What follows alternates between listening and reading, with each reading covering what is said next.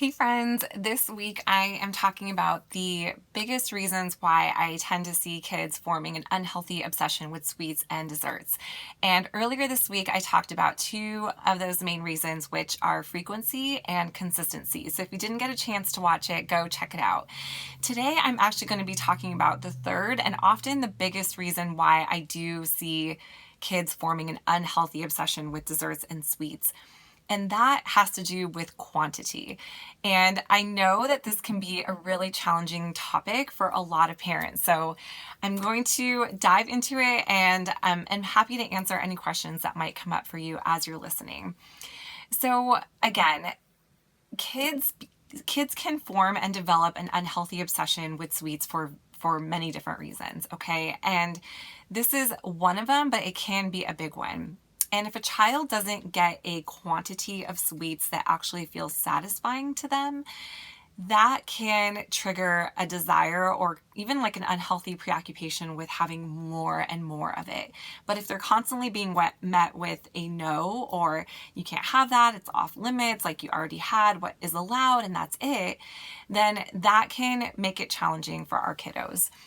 So again, there's a lot of gray area here.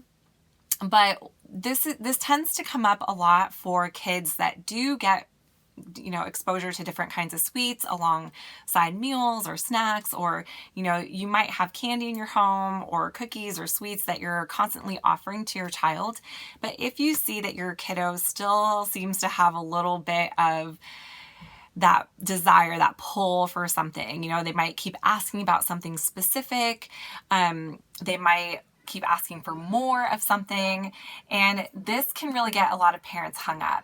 And often the big reason for this is sometimes our kids need a portion of a dessert that is in a quantity that's greater than what we might feel comfortable with them having.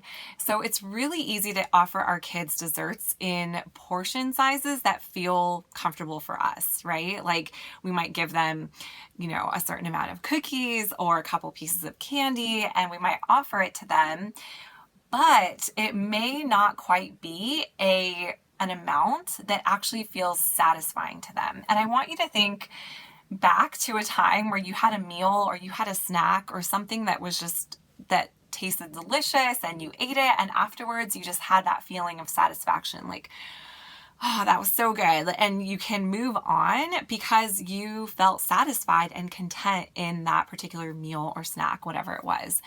And sometimes if our kids don't get those opportunities, particularly around sweets and desserts, it kind of leaves them hanging, like, I just want more, and if you've ever eaten something that was good and you were enjoying it and it was really satisfying, but then you didn't get to finish it, or, you got disrupted for some reason, it's like not getting quite to that place of satisfaction in our body that helps our brain register, I've had enough, I can move on with my life.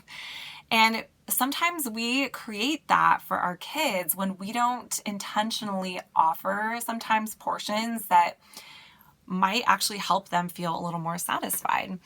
And sometimes there can be some underlying fear in ourselves as parents or discomfort around bigger portion sizes of sweets that can make us a little reluctant to doing this or practicing this with our own kids. And one, I'm going to talk about a couple things, but one thing in particular where kids do need more exposure to a higher quantity or a higher portion of sweets is around holidays or like special occasions where a higher influx of sweets might be available. So for example, like Halloween is classic, right? Like kids get a full bag of candy. They know they have a full bag of candy, right? They can see it. They know what they've worked hard for trick-or-treating around the neighborhood.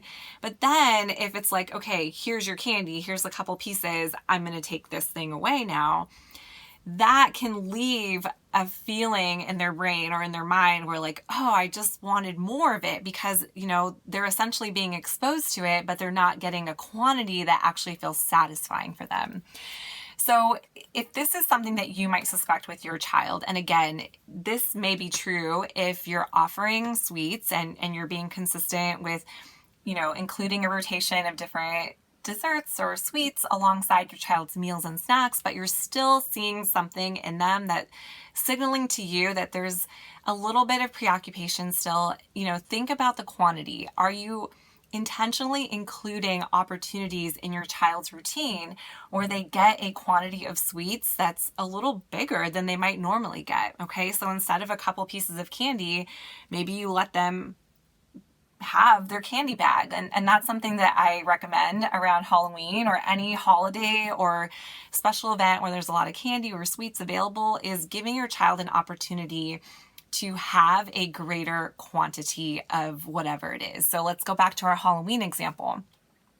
Now, I recommend including these times at snack time. So I do think at meal times, it's good to stick to like a portion of a dessert that you're offering. But I think snack times can be an amazing window of opportunity to allow your child to experiment with a higher volume or a higher quantity of dessert or sweets. So around Halloween, I would let my kids at snack time, I would put out their snacks. So maybe like some cut up fruit, some glasses of milk. And I would say, okay, you guys can pick, get your candy bags and sit at the table and eat your candy for snack time. And it was really interesting to watch. Like some of my kids would like pick out a few and then put the rest away. My younger ones would definitely like tear through a bunch of it and take bites of some and then, just leave it.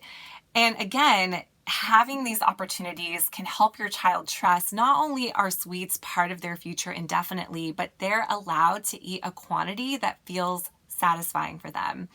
And the only person who knows what amount feels satisfying for them is your child.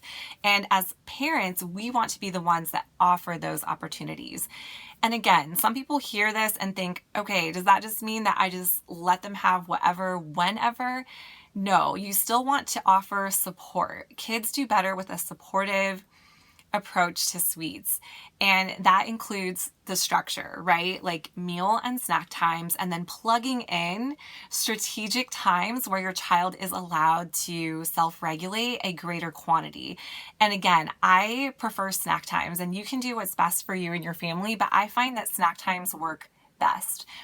And part of this is, you picking the time and you picking the place, but also not micromanaging your child. Now, this is where I see a lot of parents kind of reeling back in their own discomfort, because it can be uncomfortable for you to see your child eating a quantity of sweets that you feel uncomfortable with, right? Like if you're seeing your child tear through their candy or get really excited or eat the whole bowl of ice cream or eat multiple cookies in one sitting, that can feel terrifying for any parent. And especially if you've had a history with sweets that's complicated or kind of erratic, it can be harder for you to trust your child in those situations, which is why it's so important that you practice and that you do. And if you're just not in a place that you feel comfortable allowing your child to have these opportunities, then I encourage you to maybe delegate this task to another caregiver who may feel more comfortable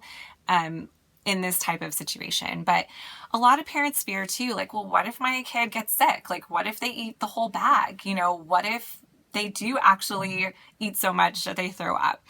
And I will tell you that this has happened with some of my kids before, but it doesn't happen again. So there have been times where my kids, I'm thinking of one child in particular who after Halloween, we did let her have her candy. We let them all have their candy alongside, a snack. And she went crazy and she ate so much candy, and it took every ounce in me not to try to stop her or not to say anything to her. But I knew I had to let her, because I had to let her learn what felt best in her body. And our kids can't do that if we're constantly stopping them and saying, no, it's too much. That's you're going to get sick. Your stomach is going to hurt. All of that prevents them from learning to trust their own body. And so I did. I let her eat her candy. She actually did get sick. And of course I was there and I was supportive and I was helping her through it. But she said to me afterwards, Mommy, my tummy did not like eating that much candy. I need to listen to my tummy next time. And I will never forget that because it was such a powerful example to me of how important it is to, number one, allow our children strategic times and opportunities to have a greater quantity of sweets. But then number two, not trying to micromanage them when we are giving them permission to have this opportunity to learn how to self-regulate. And you will see that your child will learn and they will figure out what feels best in their body. And it's important to get curious too about your own discomfort in this. Like if you're seeing your child eat a quantity of dessert that is bringing up some stuff for you, it's okay. It's not uncommon. I just want you to lean into it and get curious and try not to project your own anxiety or stress onto your child, because that will create an opportunity for them to learn how to eat sweets, to learn how to self-regulate, and to trust that they can listen to and trust their own body. And they're going to learn from those experiences and apply it to future experiences. So when we as parents can create opportunities for our kids to have a quantity of sweets that's maybe higher than what we feel comfortable with, but that allows them to learn, hey, you can have sweets in an amount that feels satisfying for you. Because sometimes just a couple pieces of candy here or, as a popsicle there, like it's just not going to feel satisfying for them, and it can leave them wanting more if we don't give them permission or strategic times within their snack times that allow them to experiment with a higher quantity of sweets. So I hope this is helpful. Again, I know this can be a tricky topic, and I know that there can be a lot of questions. So please do feel free to leave any questions in the comments below. I actually have a blog post about this as well that I will link in the comments. So check it out if you're interested in learning more about this topic and how to support your kids in this way. All right, guys, thanks so much for listening. Take care.